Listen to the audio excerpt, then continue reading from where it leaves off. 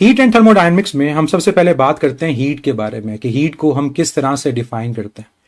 Heat और temperature के बारे में याद रखिएगा, एक डिफरेंस काइनेटिक एनर्जी की फॉर्म में।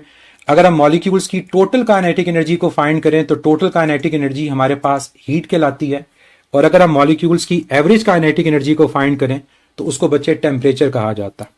तो हीट की जो डेफिनेशन है वो ये कि heat is the amount of energy that transfers from hotter body to a colder body, कि वो एनर्जी जो हॉटर बॉडी से कोल्डर बॉडी की तरफ ट्रांसफर हो।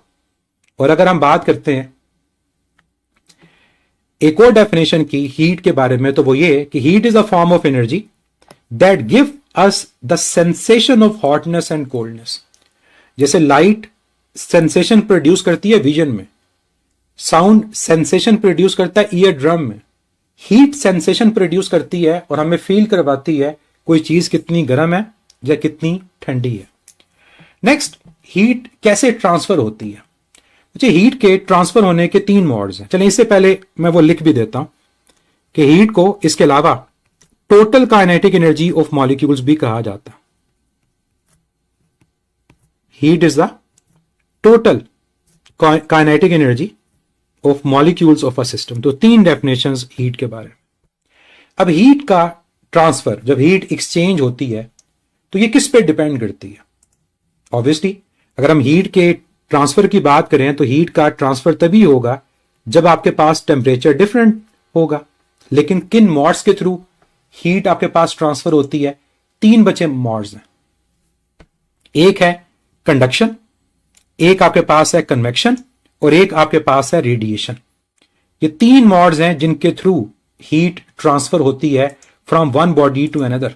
अब सवाल ये पूछा जाता है कि सॉलिड्स में, लिक्विड्स में कौन सा मोड आपके पास होगा।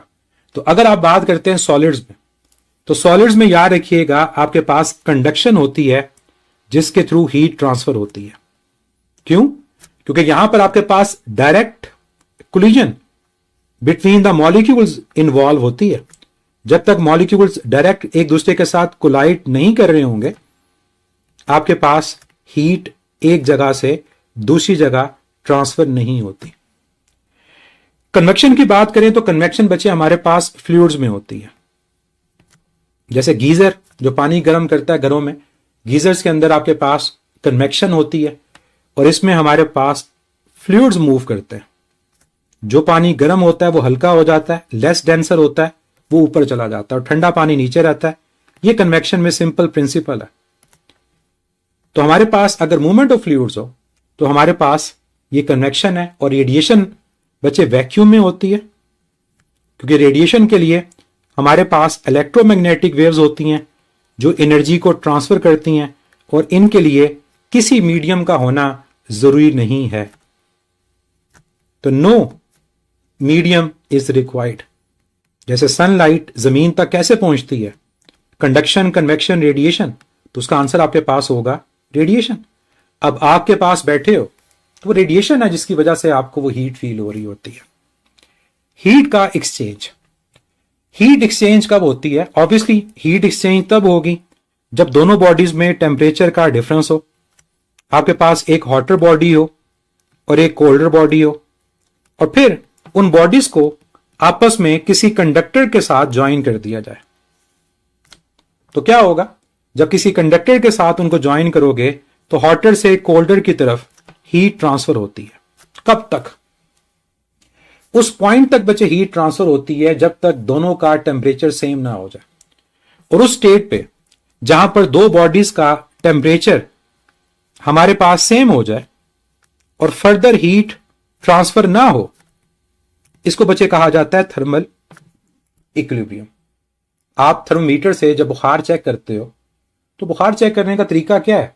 Thermal equilibrium. कि थर्मोमीटर के अंदर हीट ट्रांसफर होती है आपकी बॉडी से, मर्करी का लेवल राइज करता है और जिस पॉइंट पे जाकर मर्करी का लेवल रुक जाता है, इसका मतलब वहां पर आपके पास फर्दर टेम्परेचर जो होगा वो चेंज नहीं होगा, उस पॉइंट पे दोनों का टेम्परेचर सेम हो गया और मजीद हीट ट्रांसफर नहीं होती। तो थर्मल इक्विलिब्रियम एक इंपॉर्टेंट कॉन्सेप्ट है और ये कॉन्सेप्ट यूज होता है तमाम टेम्परेचर मेजरिंग डिवाइसेस में, खास तौर पे जो थर्मामीटर्स होते हैं उनमें हमारे पास ये प्रिंसिपल यूज हो रहा होता है। इसके अलावा इसको ये भी कहा जाता है कि जो थर्मल इक्विलिब्रियम का कॉन्सेप्ट है ये जीरोथ लॉ ऑफ थर्मोडायनेमिक्स के साथ लिंक करता है, क्योंकि वहां पर भी हम थर्मल इक्विलिब्रियम की बात करते हैं। यहां पर मैं आपसे एक फार्मूला शेयर करना चाहूंगा और वो फार्मूला है थर्मल कंडक्टिविटी का, कि जब कंडक्टर के थ्रू आप बॉडीज को अटैच करते हो और हीट ट्रांसफर होती है और आपको कैलकुलेट करना हो कि कितनी हीट ट्रांसफर हुई, आप उसको कैसे कैलकुलेट करते हो? उसका फार्मूला मैं लिखने लगा कि थर्मल कंडक्टिविटी में हीट ट्रांसफर को फाइंड करने का फार्मूला होता है K times delta T AT divided by L। अब इस फार्मूला में ये वेरिएबल्स क्या है? Q तो हीट है, K बच्चे आपके पास है कोफिशिएंट ऑफ थर्मल कंडक्टिविटी, कि जो मटेरियल्स हैं जिनमें हीट ट्रांसफर हो रही होती है ये उसका कांस्टेंट है। It is called coefficient of thermal conductivity. इसमें अगर बाकी वेरिएबल्स देखें कि व्हाट इज डेल्टा टी, तो डेल्टा टी बच्चे हमारे पास होता है टेम्परेचर डिफरेंस, कि जो आपके पास दो बॉडीज में टेम्परेचर का डिफरेंस है दैट इज डेल्टा टी। ए क्या है? ए यहां पर बच्चे हमारे पास होता है एरिया, जो कॉन्टैक्ट एरिया जो आपस में ज्वाइन हुआ जिससे हीट ट्रांसफर होगी। टी हमारे पास होता है टाइम, कितनी देर तक वो ज्वाइन रहे और हीट ट्रांसफर हुई। और एल हमारे पास है उस कंडक्टर की लेंथ जिसके थ्रू आपने उन बॉडीज को ज्वाइन किया। तो ये फार्मूला थर्मल कंडक्टिविटी का होता है जो बताता है कि एक बॉडी से दूसरी बॉडी में जो हीट ट्रांसफर होगी वो किस पे डिपेंड करेगी और जितने टाइम के लिए होगा उसके मुताबिक हीट का ट्रांसफर भी ज्यादा होता। नेक्स्ट हमारे पास है टेम्परेचर। जो आपके पास हीट है उसके बारे में मैंने क्या कहा था कि वो total kinetic energy of molecules है, और जो टेम्परेचर आपके पास होता है that is average kinetic energy of molecules. और इस average kinetic energy of molecule से लिंक्ड हमारे पास एक फार्मूला भी है। आई होप ये फार्मूला आपको याद होगा कि temperature is equal to 2/3K into average kinetic energy. अब इस फार्मूला से क्लियरली आप देख सकते हो कि टेम्परेचर का एवरेज काइनेटिक एनर्जी के साथ डायरेक्ट रिलेशन होता है। इसी वजह से average kinetic energy of molecules को हम टेम्परेचर के साथ रिलेट करते हैं। इसके अलावा टेम्परेचर को डिफाइन यूं भी किया जाता है कि temperature is the degree of hotness and coldness of a body. एक बॉडी किस हद तक गर्म किस हद तक ठंडी है इसको भी हम टेम्परेचर कहते हैं। अब आ जाते हैं टेम्परेचर के स्केल्स की तरफ कि हमने कैसे टेम्परेचर को एक स्केल से दूसरे स्केल में कन्वर्ट करना होता है। मैं आपको एक शॉर्टकट बताने लगा। अगर आपको ये शॉर्टकट याद रह जाए तो आप इजीली टेम्परेचर के कन्वर्जन के फार्मूलास को कर सकते हो। अब ये शॉर्टकट क्या है? आपने शॉर्टकट यूं याद रखना कि जो भी आपके पास टेम्परेचर स्केल है उसको यहां पर लिखोगे। अगर सेल्सियस है तो C लिखोगे, फॉरेनहाइट है तो F लिखोगे, केल्विन है तो K लिखोगे। उसमें से माइनस कर दोगे उस स्केल में जो पानी का फ्रीजिंग पॉइंट है। जैसे सेल्सियस में फ्रीजिंग पॉइंट 100 है, फ्रीजिंग पॉइंट 0 है, फॉरेनहाइट में 32 है, केल्विन में 273.15 है। और नीचे क्या करोगे? नीचे बॉइलिंग पॉइंट ऑफ वाटर और फ्रीजिंग पॉइंट ऑफ वाटर का डिफरेंस ले लोगे। नीचे क्या करोगे?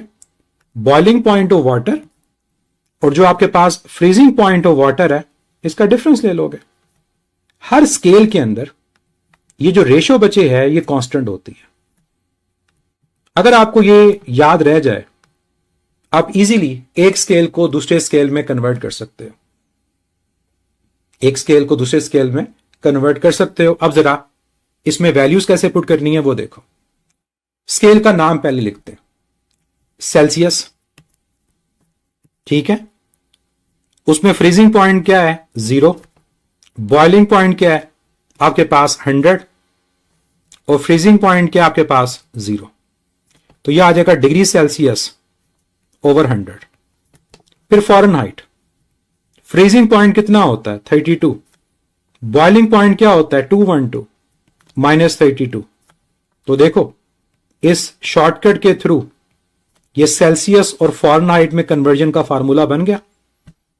और अगर आपको केल्विन भी चाहिए तो केल्विन फ्रीजिंग पॉइंट होता है 273.15 और नीचे आपके पास डिफरेंस आएगा बॉइलिंग पॉइंट 373.15 और फ्रीजिंग पॉइंट 273.15।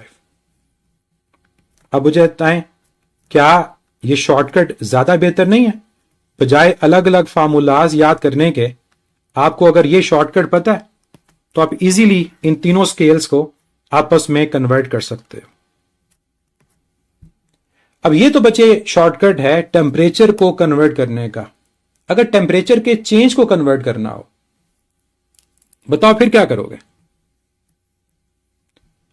अगर टेम्परेचर के चेंज को कन्वर्ट करना हो तो फिर दो शॉर्टकट आपको बता देता हूं, दो चीजें बता देता हूं। पहली कि टेम्परेचर का चेंज सेल्सियस और केल्विन में सेम होता, जितना टेम्परेचर का चेंज सेल्सियस में होता है उतना टेम्परेचर का चेंज केल्विन में होता, क्योंकि दोनों में बॉइलिंग पॉइंट और फ्रीजिंग पॉइंट ऑफ वाटर में डिफरेंस सेम होता।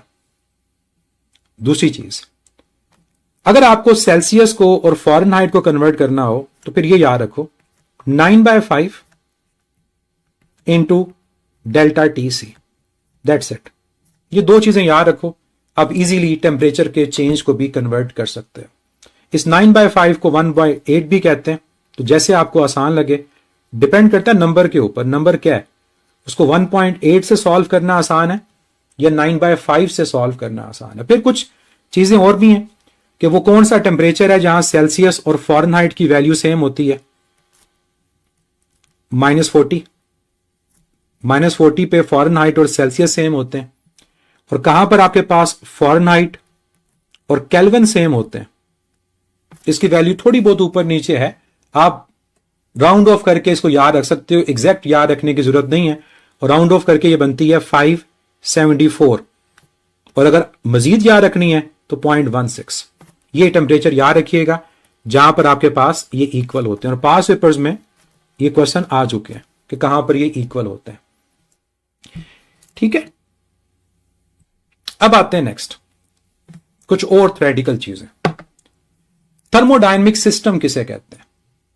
थर्मोडायनेमिक सिस्टम को अगर डिफाइन किया जाए तो थर्मोडायनेमिक सिस्टम कलेक्शन है एटम्स और मॉलिक्यूल्स की, जिसको कहां रखा होगा? ऑब्वियसली किसी कंटेनर में रखा होगा, किसी सिलेंडर में रखा होगा।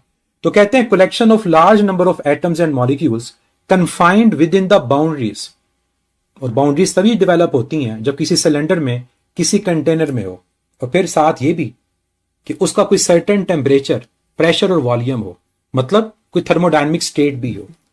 तो यहां पर आपके पास जो डेफिनेशन है वो ये कि thermodynamic system is the collection of large number of atoms और molecules confined within the boundaries.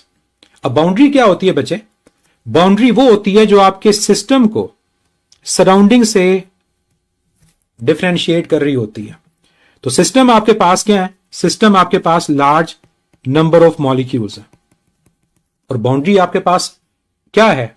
दीवारें हैं उस कंटेनर की, और सराउंडिंग आपका इन्वायरमेंट है। तो सराउंडिंग के साथ जो बाउंड्री होती है वो आपके सिस्टम को अलग कर रही होती है। एक बच्चे का क्वेश्चन था डेड बॉडी के हवाले से कि डेड बॉडी का टेम्परेचर क्या होता है? बच्चे, डेड बॉडी का टेम्परेचर वही होता है जो रूम का टेम्परेचर हो। जिस जगह उसको स्टोर करोगे वही टेम्परेचर उस डेड बॉडी का टेम्परेचर हो जाता है। अब आ जाते हैं टाइप्स ऑफ सिस्टम की तरफ। हमारे पास तीन तरह के बच्चे सिस्टम्स होते हैं, ओपन, क्लोज और इंसुलेटेड। इंसुलेटेड भी पास पेपर में क्वेश्चन आया हुआ, तो गौर से सुनिएगा।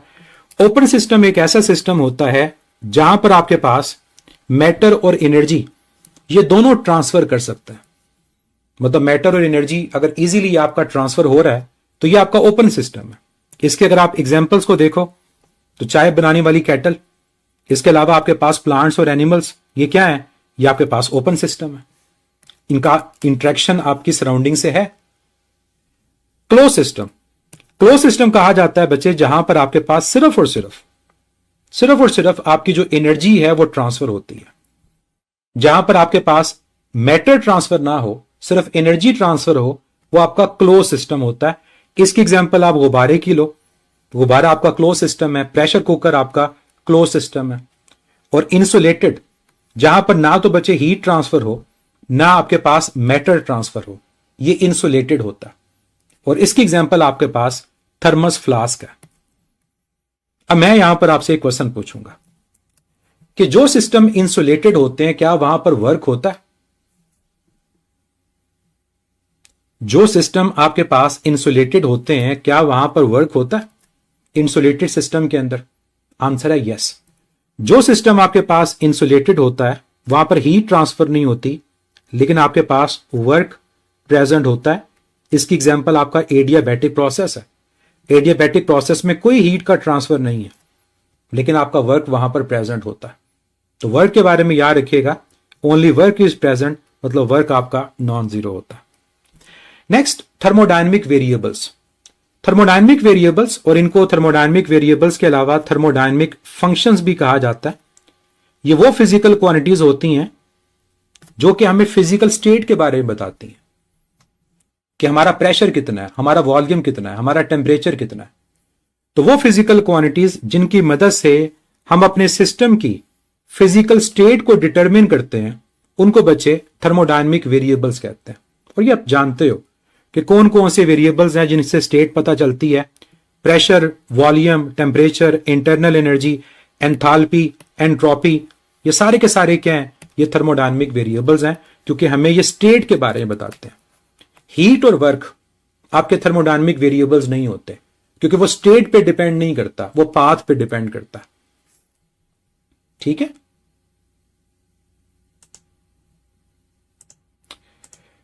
जी, नेक्स्ट, स्टेट फंक्शन और पाथ फंक्शन, इनमें क्या डिफरेंस होता है?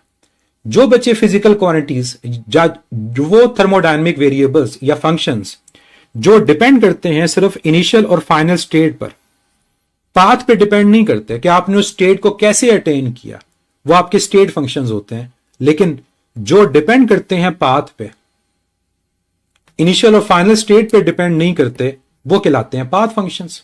अब आपकी एग्जांपल क्या है? आपके पास एग्जांपल्स हैं pressure, volume, temperature, internal energy. ये सारे के सारे वो वेरिएबल्स हैं जो कि आपके इनिशियल और फाइनल स्टेट पे डिपेंड करते हैं। जब तक आपके पास इनिशियल और फाइनल स्टेट डिफरेंट नहीं होगी, इंटरनल एनर्जी आपकी डिफरेंट नहीं होती, लेकिन जो वर्क और हीट होते हैं ये पाथ पे डिपेंड करते हैं कि किस तरह से आपने उस स्टेट को गेन किया। क्या जितना वर्क आइसोथर्मल का होगा उतना वर्क एडियाबैटिक का होगा? नो, क्योंकि दोनों का पाथ डिफरेंट है, दोनों को अटेन करने के लिए प्रोसेस डिफरेंट है। तो दोनों के अंदर वर्क और दोनों के अंदर आपके पास ओवरऑल ग्राफ जो होगा वो डिफरेंट होगा। एक और पॉइंट यहां पर याद रखिएगा कि जो स्टेट फंक्शंस होते हैं बच्चे, ये प्रॉपर्टी सिस्टम की होती हैं, क्योंकि थर्मोडायनेमिक वेरिएबल्स हैं। और जो आपके पास पाथ फंक्शंस होते हैं ये आपके पास सिस्टम की प्रॉपर्टीज नहीं होती। ये बात हम ऊपर भी कर चुके हैं कि जो थर्मोडायनेमिक वेरिएबल्स होते हैं उनमें वर्क और हीट नहीं आता, क्योंकि वो सिस्टम की प्रॉपर्टीज नहीं होते। अब नेक्स्ट टॉपिक, इंटरनल एनर्जी। उसको करने से पहले मैं आप लोगों को एक पॉइंट बताने लगा हूं जो आपको हेल्प करेगा आगे बहुत सारी चीजों के शॉर्टकट याद रखने में, और वो है डिग्री ऑफ फ्रीडम। ये आपके सिलेबस में कहीं मेंशन नहीं है, लेकिन इसका फायदा है, इसलिए इसको करवाया जाता है। अब डिग्री ऑफ फ्रीडम क्या है? इसको आसान डेफिनेशन में अगर आपको बताऊं तो यूं कहूंगा कि किसी भी मॉलिक्यूल्स, किसी भी सिस्टम में कितनी तरह की काइनेटिक एनर्जी प्रेजेंट है, यह आपका डिग्री ऑफ फ्रीडम होता है। कितनी तरह की काइनेटिक एनर्जी प्रेजेंट है या कितनी तरह की आपकी मोशन प्रेजेंट है, इसको बच्चे आप कहते हो डिग्री ऑफ फ्रीडम। तो डिग्री ऑफ फ्रीडम की डेफिनेशन आपके पास है the number of independent ways in which a molecule of a gas can move. क्या वही बात नहीं है कि काइनेटिक एनर्जी कितनी तरह की है? जैसे ट्रांसलेशनल काइनेटिक एनर्जी 3 तरह की होती है। काइनेटिक एनर्जी 3 तरह की है, ट्रांसलेशनल, रोटेशनल, वाइब्रेशनल। फिर ट्रांसलेशनल 3 तरह की है, along X, along Y, along Z. Rotational 2 तरह की है, स्पिन और ऑर्बिटल। तो कितनी तरह की मोशन हमारी प्रेजेंट होती है, इसको बच्चे डिग्री ऑफ फ्रीडम कहा जाता है। अब आपको मैं 3 वैल्यूज बताने लगा हूं जो आपने याद रखनी है। जो मोनोटॉमिक गैस होता है उसका डिग्री ऑफ फ्रीडम 3 होता है, अभी कुछ देर बाद आपको फायदा नजर आना शुरू हो जाएगा इसका। डायटोमिक का डिग्री ऑफ फ्रीडम 5 होता है और पोली का 6 और 7, आपने 7 याद रखना है, 7 से आपका काम चल जाएगा, ये आप याद रखेंगे डिग्री ऑफ फ्रीडम। अब इसके फायदे की तरफ चलते हैं और फायदा आपको भी नजर आने लगा है। इंटरनल एनर्जी, इंटरनल एनर्जी क्या बची होती है, किसकी प्रॉपर्टी है? क्या ये मॉलिक्यूलर लेवल पे एनर्जी होती है या ओवरऑल हम एक सिस्टम की एनर्जी की बात कर रहे होते हैं? जो हमारे पास इंटरनल एनर्जी होती है ये कौन सी एनर्जी है? ये मॉलिक्यूलर लेवल पे एनर्जी है। और अगर ये मॉलिक्यूलर लेवल पे एनर्जी है तो मॉलिक्यूलर लेवल के ऊपर हमें पता होनी चाहिए कि कितनी तरह की मोशंस हमारे पास प्रेजेंट होती हैं। तो इंटरनल एनर्जी को जब डिफाइन किया जाता है तो यह कहा जाता है कि sum of all types of energies in a system, एक सिस्टम में जितनी भी एनर्जीज हैं उन तमाम का सम। यानी मैं अगर इंटरनल एनर्जी को कैलकुलेट करना चाहूं तो सबसे आसान इसका फार्मूला यह है कि आप पोटेंशियल एनर्जी को और काइनेटिक एनर्जी को ऐड कर दो। लेकिन मैं अगेन ये कहूंगा कि ये आपके पास मॉलिक्यूल्स की पोटेंशियल और मॉलिक्यूल्स की काइनेटिक एनर्जी होती है। और इसीलिए जब आप इसको ओवरऑल डिफाइन करते हो तो ये कहते हो कि it is a energy possessed by a system due to, energy possessed by a system due to. अब दो चीजें यहां पर आएंगी। नंबर 1 मॉलिक्यूलर मोशन, जो मॉलिक्यूल्स की मोशन है, और मॉलिक्यूल्स की मोशन के साथ कौन सी एनर्जी लिंक होती है? Kinetic energy. And number 2 molecular configuration, interaction, और इसके साथ कौन सी एनर्जी लिंक होती है? Potential energy. और इसी काइनेटिक और पोटेंशियल का जो सम होता है इसको आप इंटरनल एनर्जी का नाम देते हो। इंटरनल एनर्जी डिपेंड किस पे करती है? अब आप कहोगे किसके लिए? क्या आइडियल गैस के लिए या रियल गैस के लिए? तो बच्चे याद रखिएगा, हम अपने कोर्स में पढ़ते ही सिर्फ आइडियल गैस है। और जो गैस आइडियल होती है बाय डेफिनेशन आप क्या कहते हो? एक गैस आइडियल वो है जिसमें किसी भी तरह की इंटरेक्शन नहीं होती। और अगर गैस में किसी तरह की इंटरेक्शन नहीं तो ऊपर वाली डेफिनेशन के मुताबिक आपकी पोटेंशियल एनर्जी क्या हो जाएगी? 0। अब पोटेंशियल एनर्जी अगर 0 हो गई तो फिर हमारा काम आसान हो गया कि बचा सिर्फ काइनेटिक एनर्जी। तो इसलिए इंटरनल एनर्जी की जो डिपेंडेंस होती है वो सिर्फ काइनेटिक एनर्जी पे होती है। और एवरेज ट्रांसलेशनल काइनेटिक एनर्जी को क्या बोलते हैं बच्चे? टेम्परेचर। तो हमें इंटरनल एनर्जी की डिपेंडेंस पता चल गई, टेम्परेचर है। इसका मतलब जब तक हमारे पास टेम्परेचर चेंज नहीं होगा इंटरनल एनर्जी चेंज नहीं होती। तो टेम्परेचर का चेंज होना जरूरी है। अब मैं आपसे यहां पर सवाल पूछूंगा, मुझे कोई ऐसी एग्जांपल्स दो जिनमें इंटरनल एनर्जी का चेंज 0 होता है। ऐसी एग्जांपल्स जहां पर आपके पास इंटरनल एनर्जी का जो चेंज है वो 0 के इक्वल है। बताएं, फर्स्ट वन क्या होगी?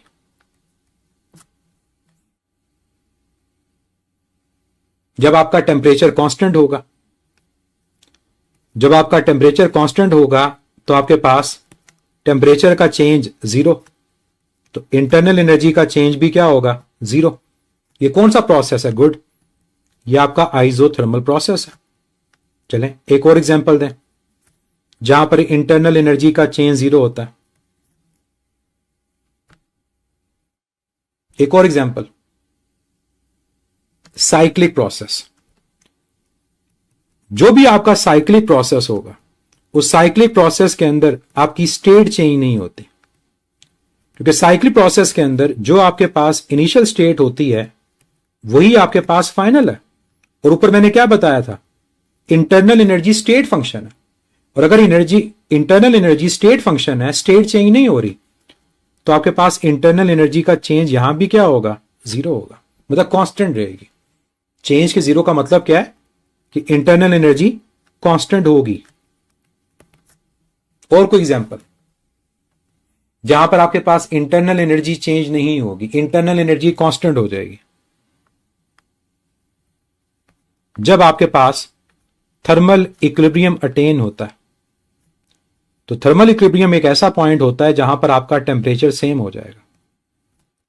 तो थर्मल इक्विलिब्रियम पे अगर आपका टेम्परेचर इक्वल हो गया, इसका मतलब यहां पर आपके पास इंटरनल एनर्जी भी दोनों सिस्टम्स की क्या हो जाएगी, वो इक्वल हो जाएगी। और इंटरनल एनर्जी के इक्वल होने का मतलब इंटरनल एनर्जी का चेंज कितना होगा, 0 होगा। क्या इंटरनल एनर्जी आपकी एक्सटेंसिव प्रॉपर्टी है या इंटेंसिव प्रॉपर्टी है? अब ये भी ऐसी चीज है जो हमारी बुक्स में हर एक जगह नहीं लिखी हुई और पढ़ाई भी नहीं जाती, इसलिए इसको भी एज अ नोट एक्स्ट्रा याद रखिएगा कि इंटरनल एनर्जी एक्सटेंसिव प्रॉपर्टी है। एक्सटेंसिव प्रॉपर्टीज वो होती हैं बच्चे जो नंबर ऑफ मॉलिक्यूल्स पे, जो क्वांटिटी ऑफ मैटर पे डिपेंड करती हैं। तो internal energy number of moles के चेंज होने से चेंज होती है। तो वो चीज जो कि आपके पास नंबर ऑफ मोल्स पे, क्वांटिटी ऑफ मैटर पे डिपेंड करे, वो एक्सटेंसिव है, और जो ना करे वो आपके पास इंटेंसिव है। तो इंटरनल एनर्जी का ताल्लुक क्वांटिटी ऑफ मैटर के साथ डायरेक्ट होता। अब आप कहोगे कोई फार्मूला जो उसका प्रूफ दे कि इंटरनल एनर्जी का ताल्लुक आपके पास नंबर ऑफ मोल से डायरेक्ट। तो चलें अब फार्मूला देखें क्या है। इंटरनल एनर्जी को कैलकुलेट करने का फार्मूला होता है N, number of moles, times F/2 R into T. अब बताओ F क्या था? F था डिग्री ऑफ फ्रीडम। तो क्या मैं अगर आपसे मोनोटॉमिक गैस, डायटॉमिक गैस या पॉलीटॉमिक गैस किसी का भी डिग्री ऑफ फ्रीडम पूछूं तो आप बता सकते हो ना? और अगर डिग्री ऑफ फ्रीडम बता सकते हो तो क्या उनकी इंटरनल एनर्जी नहीं बता सकते? तो इंटरनल एनर्जी का ताल्लुक आपके नंबर ऑफ मॉलिक्यूल्स के साथ है। फिर इसी फार्मूला को K की फॉर्म में भी लिखा जाता है, और K की फॉर्म में जब लिखा जाता है तो यहां पर आपके पास K आ जाता है और यहां पर T, और यहां स्मॉल n की जगह नंबर ऑफ मॉलिक्यूल्स।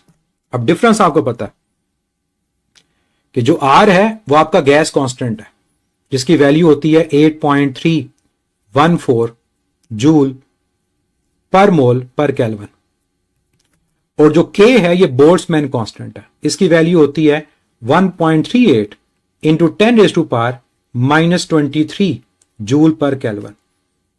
अब ये वो वैल्यूज हैं जो आपने याद करनी है कि बोल्ट्जमैन कांस्टेंट K जो R/Na के इक्वल होता है, इसकी वैल्यू क्या है, और आपके पास R जो गैस कांस्टेंट है उसकी वैल्यू क्या है। और इसी से फिर आप डेल्टा U को भी कैलकुलेट कर सकते हो, क्योंकि बाकी तमाम चीजें तो कांस्टेंट रहेंगी, जो चेंज होगा वो डेल्टा T टेम्परेचर का चेंज होगा। तो कभी भी आपसे कोई क्वेश्चन पूछा जाए कि मोनोटॉमिक, डायटॉमिक या पॉलीटॉमिक की इंटरनल एनर्जी को कैलकुलेट करो, तो बताएं कैलकुलेट कर सकते हैं? क्या आपको कोई इंफॉर्मेशन चाहिए मोनो, डाया और पोली के बारे में? सिर्फ डिग्री ऑफ फ्रीडम, और वो मैंने आपको बता दिया, तो आप इजीली इनके फार्मूलाज को कर सकते हो। हीट और वर्क, इनका आपस में क्या रिलेशनशिप है? एक हीट और वर्क का कन्वर्जन आप लोग पढ़ते हो, और ये हर प्रोविंस की बुक में नहीं है, और वो ये कि हीट और वर्क आपस में इंटर कन्वर्टेबल है। और यहां पर एक कांस्टेंट भी आता है जिसको जूल्स कांस्टेंट कहते हैं, क्योंकि heat is converted into work and work is converted into heat. तो हीट और वर्क दोनों आपस में इंटर कन्वर्टेबल है, और दोनों आपके पास एनर्जीज की फॉर्म में है, इसलिए दोनों का यूनिट क्या होता है, जूल होता है। अगर हीट को डिफाइन करें, और पहले भी कर चुके हैं, तो हीट वो एनर्जी है जो ट्रांसफर होती है हॉटर बॉडी से कोल्डर बॉडी की तरफ, और वर्क बच्चे हमारे पास वो एनर्जी है जो कि अकर होगा हीट के ट्रांसफर होने की वजह से। और कैसे अकर होगा? फोर्स अप्लाई होने से आपके पास जो सिस्टम है उसका वॉल्यूम चेंज होगा। तो जब आप किसी सिलेंडर को हीट प्रोवाइड करते हो तो होता क्या है, गैस एक्सपैंड करती है, और गैस एक्सपैंड कैसे करेगी? फोर्स अप्लाई होने से आपके पास गैस का जो वॉल्यूम है वो चेंज हो रहा होता है। अब आ जाते हैं इनके साइन कन्वेंशंस पे जो हमें याद रखने हैं कि हीट कब पॉजिटिव है और कब हीट नेगेटिव है। जब भी आप सिस्टम को हीट दोगे, जैसे एक सिलेंडर के नीचे आपने एक हाई टेम्परेचर रेजरवायर उसको रख दिया, तो हाई टेम्परेचर रेजरवायर क्या करेगा? हाई टेम्परेचर रेजरवायर उस सिस्टम को हीट प्रोवाइड करेगा। तो जो बचे हीट दी जाती है वो पॉजिटिव होती है, और जब सिस्टम को हीट दोगे, गैस एक्सपैंड करेगी, तो पिस्टन कहां मूव करेगा? अपवर्ड। तो ये क्या होगा, ये होगा work done by the system. तो फिजिक्स के अंदर जो work done by the system होता है वो पॉजिटिव होता है। Work done by the system, कि गैस एक्सपैंड हुई, सिस्टम ने हमारे लिए काम किया, दैट इज पॉजिटिव। अब आ जाते हैं दूसरा साइन, नेगेटिव कब होगा। अब नेगेटिव साइन तब होता है जब आप सिस्टम से हीट निकालते हो, टेकन फ्रॉम द सिस्टम। अब सिस्टम से हीट निकालने का तरीका क्या है, सिस्टम से बचे हीट तब निकलती है जब हमें सिस्टम के ऊपर काम करना पड़ता है और नीचे लो टेम्परेचर रेजरवायर रखना पड़ेगा। तो वर्क डन अगर ऑन द सिस्टम हो, मतलब आपने क्या किया, लोड अप्लाई किया, गैस को कंप्रेस किया, तो work done on the system आपके पास नेगेटिव होता। और इस केस में जो हीट आपके पास रिमूव होकर लो टेम्परेचर रेजरवायर में जाती है वो नेगेटिव होती है। क्लियर, ये समझ आ गया साइन। इधर एक और साइन का मैं जिक्र करूंगा कि इंटरनल एनर्जी का चेंज कब पॉजिटिव होता है और इंटरनल एनर्जी का चेंज कब नेगेटिव होता है, इसको भी याद रख लें। जब भी आपके पास इंटरनल एनर्जी इंक्रीज करे, और वो तब इंक्रीज करेगी जब टेम्परेचर इंक्रीज करे, तो डेल्टा यू पॉजिटिव होगा। और जब भी आपके पास इंटरनल एनर्जी डिक्रीज कर रही हो, और ये तब डिक्रीज करेगी जब टेम्परेचर डिक्रीज करे, तो डेल्टा यू नेगेटिव होगा। ये तीनों साइंस बड़े जरूरी हैं, इनके बगैर first law of thermodynamics cover नहीं होता। एक और चीज ग्राफ के हवाले से, वर्क और हीट के बारे में मुझे आप लोग आंसर दोगे। अगर प्रेशर और वॉल्यूम का ग्राफ हो और प्रोसेस आपका साइक्लिक हो, तो बताओ वर्क डन कितना होगा। अगर प्रेशर और वॉल्यूम का ग्राफ हो और प्रोसेस साइक्लिक हो, तो वर्क डन क्या होगा।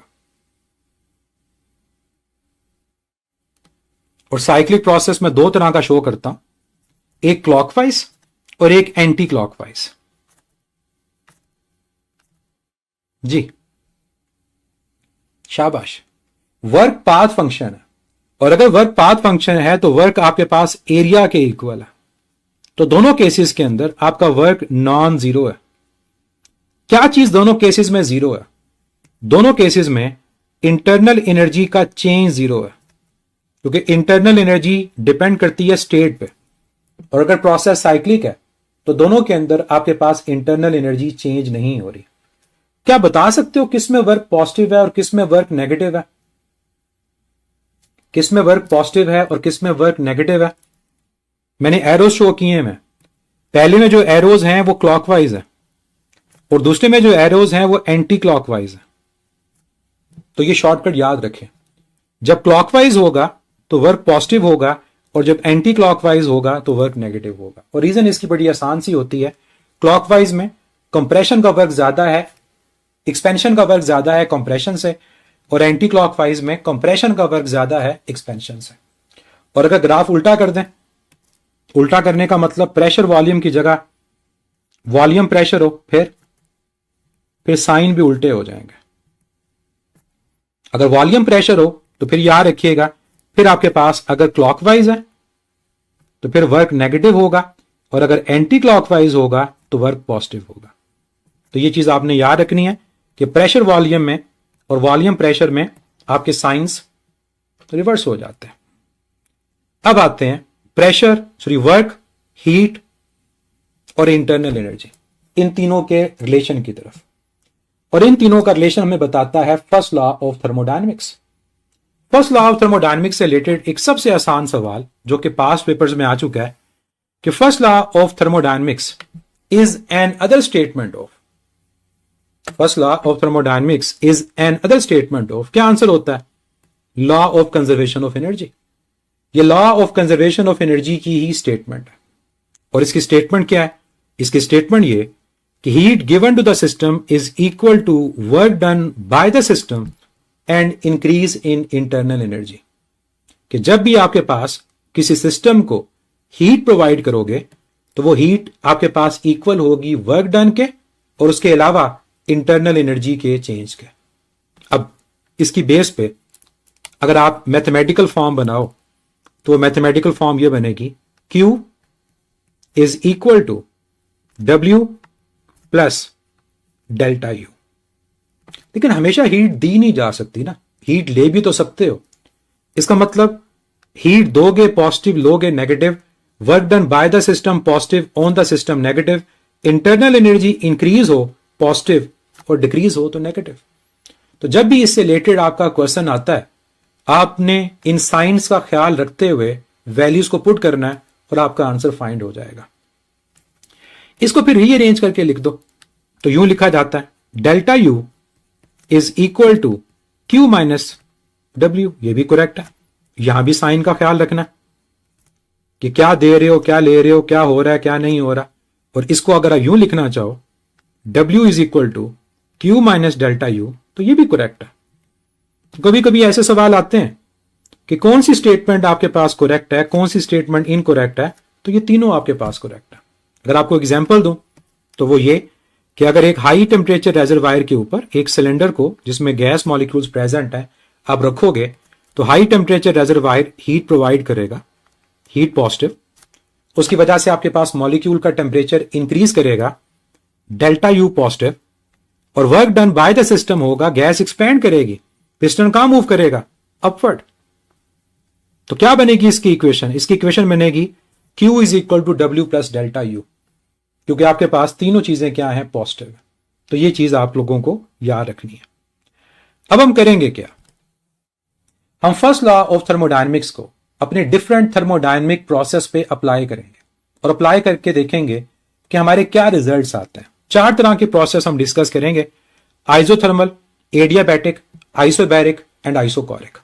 आइसोकोरिक का एक और नाम भी होता है, इसको आइसोमीट्रिक भी कहा जाता है। मीट्रिक आप जानते हो मीटर से, और मीटर क्यूब वॉल्यूम का यूनिट होता है। तो आइसोकोरिक प्रोसेस। अब बताओ आइसोथर्मल में क्या होता है? क्या होता है बच्चे? टेम्परेचर कांस्टेंट होता है, और टेम्परेचर के कांस्टेंट होने से इंटरनल एनर्जी का चेंज 0 हो जाता है।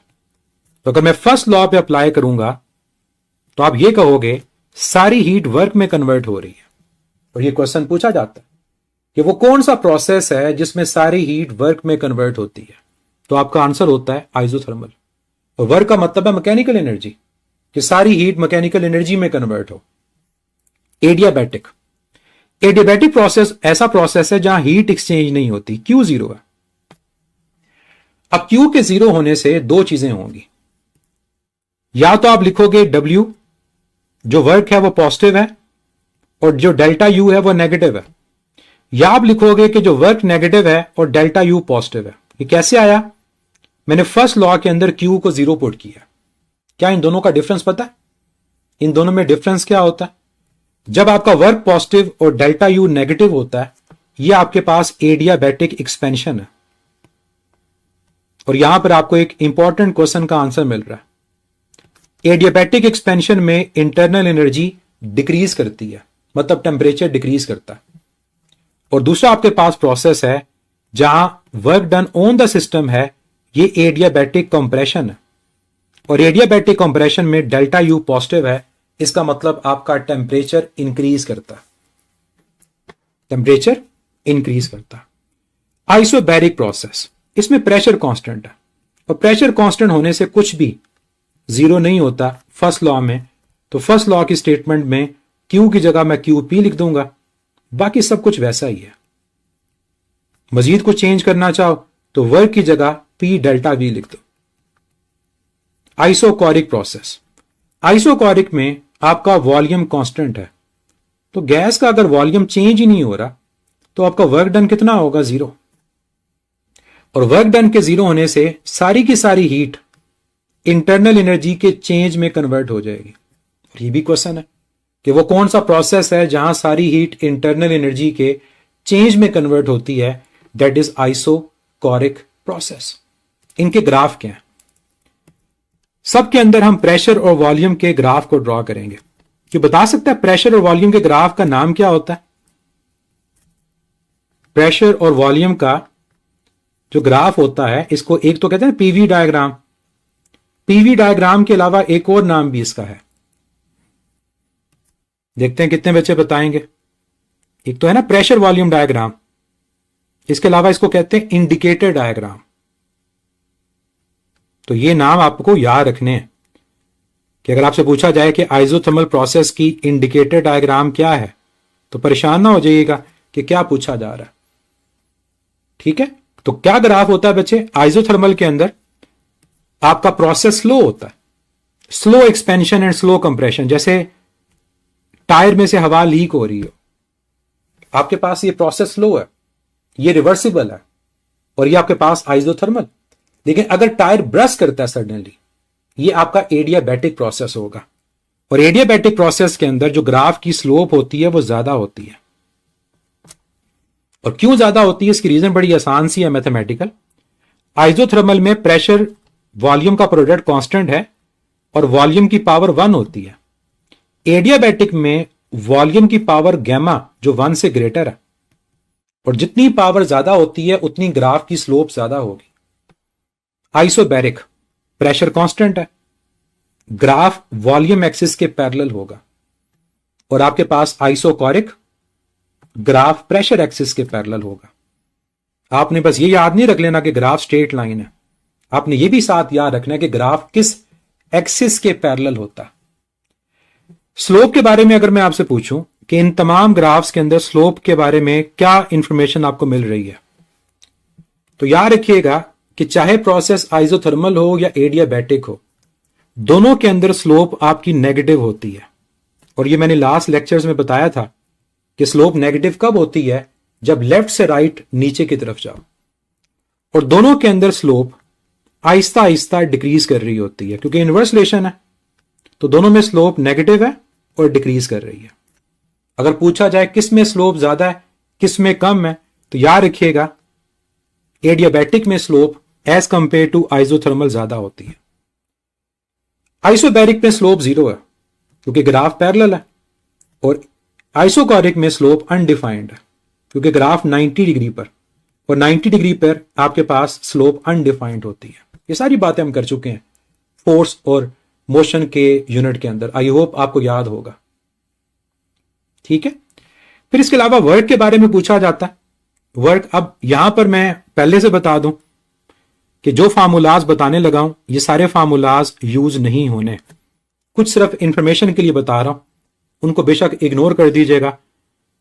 आइसोथर्मल प्रोसेस में वर्क फाइंड करने के लिए कभी आपसे न्यूमेरिकल नहीं लिया जाएगा, क्योंकि इसमें वर्क फाइंड करने के लिए जो फार्मूला है ना, उसमें नेचुरल लॉग आता है, और नेचुरल लॉग को विदाउट कैलकुलेटर आप सॉल्व नहीं कर सकते।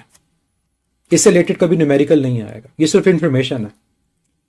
एडियाबैटिक प्रोसेस का वर्क का फार्मूला आप लोग अपने सिलेबस में देखते हो, ये है एन CV डेल्टा टी, और ये पढ़ेंगे आगे जाकर CV क्या होता है। और आइसोबैरिक, इस पे वर्क का formula pressure into change in volume, इसको NR डेल्टा टी भी लिख सकते हो। और यहां बचे वर्क का कोई फार्मूला नहीं होगा क्योंकि यहां वर्क किसके इक्वल है, 0 के इक्वल है। नेक्स्ट पॉइंट, और एक इंपॉर्टेंट पॉइंट, और वो है स्पेसिफिक हीट। इन तमाम प्रोसेस के अंदर आपके पास स्पेसिफिक हीट क्या है। अब ये नेक्स्ट टॉपिक हमने पढ़ना है स्पेसिफिक हीट क्या होती है, लेकिन आप लोग इसको अपने इंटर के सिलेबस के अंदर और पहले MD-CAT के सिलेबस में पढ़ चुके हो कि specific heat amount of heat है जो कि टेम्परेचर को रिक्वायर्ड चेंज करने के लिए रिक्वायर्ड होती है। तो क्या आप इन चारों प्रोसेस के अंदर स्पेसिफिक हीट की वैल्यू के बारे में बता सकते हो कि किसकी क्या स्पेसिफिक हीट होती है, किसकी स्पेसिफिक हीट ज्यादा होती है और किसकी स्पेसिफिक हीट कम होती है? चलें बताएं। अगर मैं आपको कहता हूं कि आइसोथर्मल प्रोसेस है तो इसकी स्पेसिफिक हीट क्या है, क्या 0 है या इंफिनिटी है? तो आपका आंसर होगा कि आपके पास आइसोथर्मल प्रोसेस के अंदर तो टेम्परेचर चेंज ही नहीं हो सकता, और अगर आइसोथर्मल के अंदर टेम्परेचर चेंज नहीं हो सकता तो इसकी स्पेसिफिक हीट इंफिनिटी होती है। और यहां पर तो हीट दे ही नहीं रहे हो, तो यहां स्पेसिफिक हीट 0 है, और यहां पर स्पेसिफिक हीट को कहते हैं CP, ये भी पढ़ेंगे इसको CV। और CP को और CV को आपस में अगर कंपेयर करो तो CP CV से ग्रेटर होता। ये तो पता है ना, CP CV से ग्रेटर है क्योंकि कांस्टेंट प्रेशर पे हीट वर्क भी करती है, इसलिए हीट ज्यादा रिक्वायर्ड है। कांस्टेंट वॉल्यूम पे वर्क नहीं होता, इसलिए हीट कम रिक्वायर्ड है। दो बड़े इंपॉर्टेंट क्वेश्चन कि अगर इन चारों प्रोसेस को आपस में कंपेयर किया जाए एक्सपेंशन में और कंप्रेशन में, तो किसका वर्क डन ज्यादा होता है?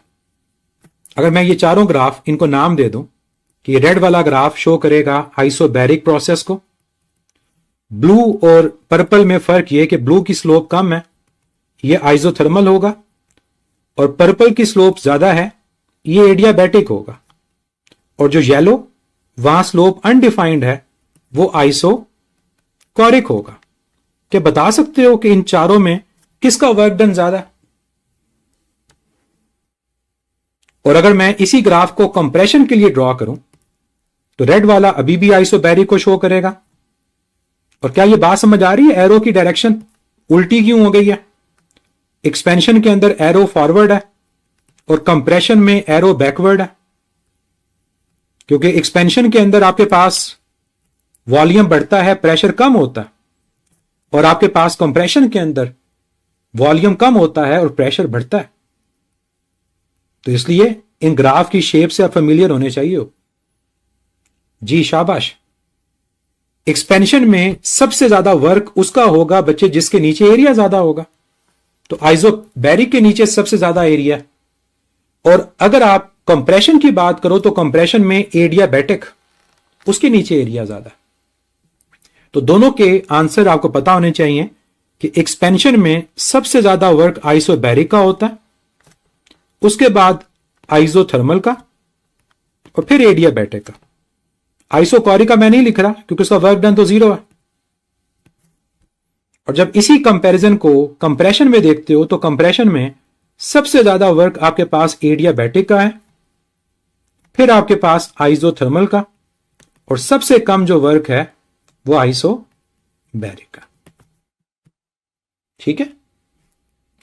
फर्स्ट लॉ की एप्लीकेशंस क्या है बच्चे? हर वो प्रोसेस, चाहे वो केमिकल प्रोसेस है या वो नेचुरल प्रोसेस है, जहां पर आपके पास ओवरऑल एनर्जी कंजर्व हो और हीट ट्रांसफर हो, वो आपका फर्स्ट लॉ है। अब मैं एग्जांपल्स कुछ आपके सामने शो करता हूं। जैसे ह्यूमन मेटाबॉलिज्म सिस्टम है, सोलर सेल्स हैं, हीट पंप या हीट इंजन है, रेफ्रिजरेटर है, बाईसाइकिल पंप है, क्लाउड फॉर्मेशन है, इसके अलावा पानी को हीट करना किसी भी प्रोसेस के थ्रू, जहां पर भी आपके पास ओवरऑल एनर्जी कंजर्व है और हीट आपके पास ट्रांसफर हो रही है, वो फर्स्ट लॉ ऑफ थर्मोडायनेमिक्स की एप्लीकेशन है। क्लियर?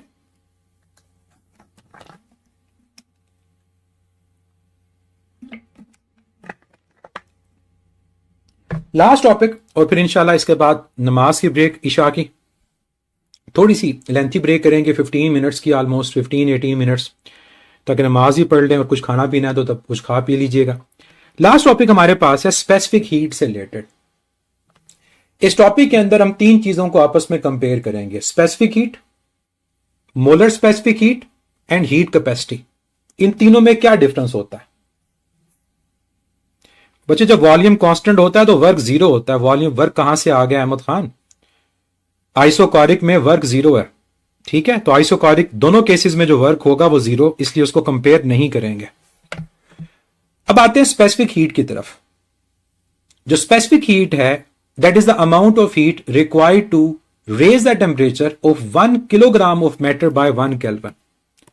अगर आपके पास 1 किलोग्राम मैटर हो और आपने टेम्परेचर का चेंज 1 केल्विन करना हो तो इसको बच्चे स्पेसिफिक हीट कहते हैं। और अगर आपके पास मैस की जगह मोल्स हो कि 1 मोल ऑफ गैस के टेम्परेचर को 1 केल्विन चेंज करना हो तो फिर इसको मोलर स्पेसिफिक हीट कहते हैं। और अगर बच्चे आपसे सिंपल ये कहा जाए कि क्वांटिटी ऑफ मैटर गिवन नहीं है, वो कितनी है, वो कांस्टेंट नहीं है, बस ये कहा जाए कि आपने 1 केल्विन टेम्परेचर को चेंज करना, तो फिर इसको कहा जाता है हीट कैपेसिटी। अब तीनों में डिफरेंस देखो कि स्पेसिफिक हीट के अंदर मैस है, मोलर में मोल्स है, और हीट कैपेसिटी के अंदर कोई क्वांटिटी का जिक्र नहीं है, उसमें क्वांटिटी को फिक्स नहीं किया गया। तीनों के फार्मूलाज, स्पेसिफिक हीट के फार्मूला का देखा जाए तो उसमें एम आएगा, Q over M delta T. M mass है, क्यू हीट है, डेल्टा टी टेम्परेचर का चेंज। और अगर आप इसके यूनिट को देखोगे तो इसका यूनिट आएगा जूल पर किलोग्राम पर केल्विन। ठीक है, मोलर स्पेसिफिक हीट के फार्मूला के अंदर क्यू की जगह एन आता है, तो Q over N delta T, और इसका जो यूनिट होगा वही होगा जो गैस कांस्टेंट का होता है, जूल पर मोल पर केल्विन। अब इन दोनों के अंदर अगर आप एक कॉमन चीज देखो तो वो कॉमन चीज ये कि दोनों क्वांटिटी ऑफ मैटर पे डिपेंड नहीं कर रहे, क्योंकि दोनों में आपने क्वांटिटी को फिक्स कर दिया। ठीक है, क्वांटिटी को आपने फिक्स कर दिया, और क्वांटिटी को अगर फिक्स कर दिया तो ये कौन सी प्रॉपर्टी है? ये इंटेंसिव प्रॉपर्टी है। तो याद रखिएगा, स्पेसिफिक हीट और molar specific heat they both depends on the nature of material. आपने जिसके टेम्परेचर को चेंज करना है ये उस पर डिपेंड करेंगे, depends on the nature, but independent of quantity. पानी का मैस चाहे 1 किलोग्राम हो चाहे 100 किलोग्राम हो, पानी की स्पेसिफिक हीट सेम होती है। तो ये नेचर पे डिपेंड करती हैं लेकिन क्वांटिटी पे डिपेंड नहीं करती। और 1 केल्विन की जगह 1 सेल्सियस भी कह सकते हो, क्योंकि टेम्परेचर का चेंज केल्विन में और सेल्सियस में सेम होता है। लेकिन जब हीट कैपेसिटी है बच्चे, उस हीट कैपेसिटी के फार्मूला में क्वांटिटी नहीं आती। उसके फार्मूला में सिंपल आप कहते हो amount of heat required to change the temperature by 1 kelvin, और उसका यूनिट आपके पास क्या होता है? जूल पर केल्विन। और इसकी अगर बात की जाए कि ये किस पे डिपेंड करता है, तो हीट जो आपके पास कैपेसिटी है ये एक्सटेंसिव प्रॉपर्टी है, और अगर ये एक्सटेंसिव प्रॉपर्टी है तो it depends on both nature and quantity. इसका मतलब पानी की स्पेसिफिक हीट फिक्स है लेकिन हीट कैपेसिटी फिक्स नहीं है, क्योंकि ये नेचर पे डिपेंड भी करेगा और ये उस मैटर की क्वांटिटी पे भी डिपेंड करेगा। डिफरेंस क्लियर हो गया आपको? तीनों में क्या डिफरेंस होता है? अब आते हैं मोलर स्पेसिफिक हीट की टाइप्स की तरफ। एक है molar specific heat at constant pressure, और एक आपके पास है molar specific heat at constant volume, CP and CV. Definition मैं नहीं लिख रहा, आपको पता है, amount of heat required to change the temperature of 1 mole of gas at constant pressure. कि अगर प्रोसेस आइसोबैरिक है और आपने टेम्परेचर को 1 केल्विन चेंज किया तो दैट इज सीपी, और अगर आपका वॉल्यूम कांस्टेंट है और आपने 1 मोल ऑफ गैस के टेम्परेचर को चेंज किया 1 केल्विन तो दैट इज कॉल्ड सीवी। दोनों का फार्मूला, सीपी के फार्मूला में क्यूपी आएगा और सीवी के फार्मूला के अंदर क्यूवी आएगा। अब आपने रिसेंटली फर्स्ट लॉ पढ़ा, और फर्स्ट लॉ में आपने कांस्टेंट प्रेशर और कांस्टेंट वॉल्यूम पे हीट को देखा। कांस्टेंट प्रेशर पे जो हीट है वो दो चीजों का सम है, और कांस्टेंट वॉल्यूम पे जो हीट है वो सिर्फ डेल्टा यू है। तो इन वैल्यूज को आप यहां पर सब्स्टिट्यूट करोगे तो यह आएगा W प्लस डेल्टा यू, कि कांस्टेंट प्रेशर पे जो हीट है उससे वर्क भी होता है, इंटरनल एनर्जी चेंज भी होती है, इसलिए आपको ज्यादा हीट रिक्वायर्ड होती है। कांस्टेंट वॉल्यूम के ऊपर वर्क नहीं होता, सिर्फ इंटरनल एनर्जी ने चेंज होना होता है, और अगर सिर्फ इंटरनल एनर्जी ने चेंज होना है तो इसका मतलब कांस्टेंट वॉल्यूम पे हीट कम होती है। और यहीं से हमें कंपैरिजन मिलता है कि दोनों में कौन बड़ा है और कौन छोटा है। तो आप याद रखोगे कि कांस्टेंट प्रेशर पे जो हीट है वो कांस्टेंट वॉल्यूम के मुकाबले में ज्यादा होती है। कितना ज्यादा? ये इसका इक्वेशन है, जितना वर्क होगा, और इसकी वजह से आपकी सीपी हमेशा सीवी से ग्रेटर है। तो ये क्वेश्चन पूछा जाता है कि why molar specific heat at constant pressure is greater than molar specific heat at constant volume. तो रीजन ये है कि कांस्टेंट प्रेशर पे हीट ज्यादा होती है as compare to constant volume.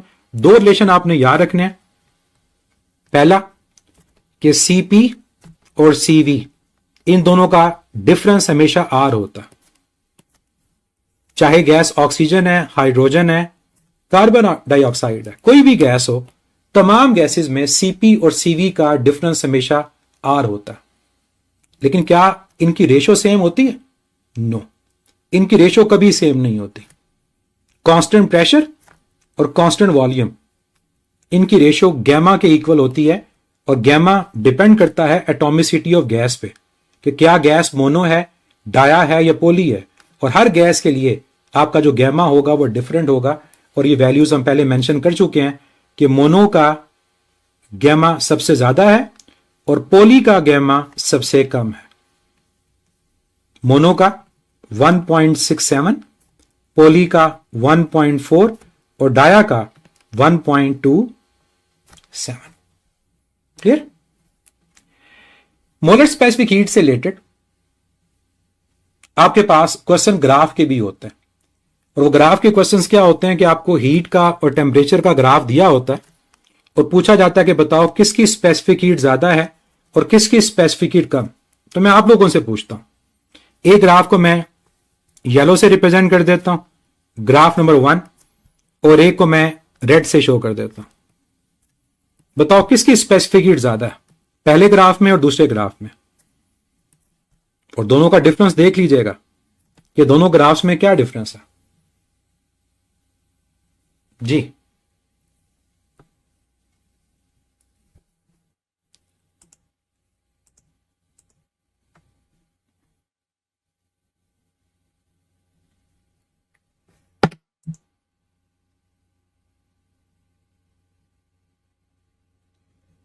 जो पहला बचे ग्राफ है, उस पहले ग्राफ के अंदर जो स्पेसिफिक हीट है वो 1 की 2 से ज्यादा है। 1 की स्पेसिफिक हीट 2 से ज्यादा है। लेकिन सेकंड ग्राफ के अंदर याद रखिएगा, ग्राफ मैंने रिवर्स कर दिया, temperature along Y, heat along X है, यहां पर स्पेसिफिक हीट 2 की 1 से ज्यादा है। अब क्वेश्चन यहां पर अराइज होता है क्यों। जो आसान तरीका है वो ये बचे कि अगर आप 1 को देखो तो 1 को ज्यादा हीट देनी पड़ रही है और 1 का टेम्परेचर चेंज कम हो रहा है, और 2 को देखो तो 2 को कम हीट दी और 2 का टेम्परेचर चेंज ज्यादा हुआ। तो यहां से आप कह सकते हैं कि जिसको ज्यादा हीट दी, टेम्परेचर कम चेंज हुआ, उसकी स्पेसिफिक हीट ज्यादा। दूसरा तरीका है ग्राफ की स्लोप। अगर आप इस ग्राफ की स्लोप को फाइंड करोगे ना, तो ग्राफ की स्लोप Q और T की रेशो है, और जो ऊपर आपको फार्मूलाज बताए उन फार्मूलाज के मुताबिक Q और T की रेशो ये NC के इक्वल है। दैट मीन्स जिस ग्राफ की स्लोप ज्यादा उसकी स्पेसिफिक हीट भी ज्यादा। लेकिन दूसरा ग्राफ उल्टा कर दिया तो इसका मतलब जिसकी स्लोप कम उसकी स्पेसिफिक हीट की वैल्यू ज्यादा होगी। अब मैं आपको यहां कुछ शॉर्टकट्स बताने लगा कि अगर आपको एग्जामिनर कहता है कि मोनोटॉमिक गैस के सीपी की वैल्यू फाइंड करो, पॉलीएटॉमिक गैस के सीपी की वैल्यू फाइंड करो, या गैमा की वैल्यू फाइंड करो, तो आप शॉर्टकट्स की मदद से डायरेक्ट किसी भी गैस के सीपी और सीवी को कैलकुलेट कर सकते हो। जानना चाहेंगे शॉर्टकट्स कि क्या शॉर्टकट्स हैं? सीपी का शॉर्टकट क्या है, सीवी का शॉर्टकट क्या है, और इसी तरह से गैमा का शॉर्टकट क्या है?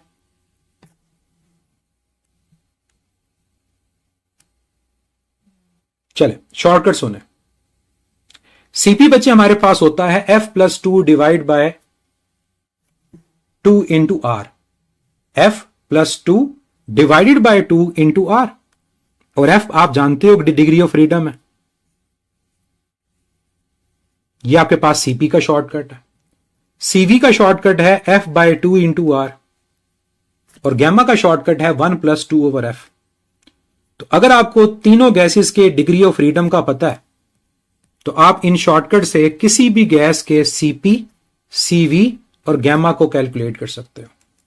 तो चलें जरा फाइंड करते हैं।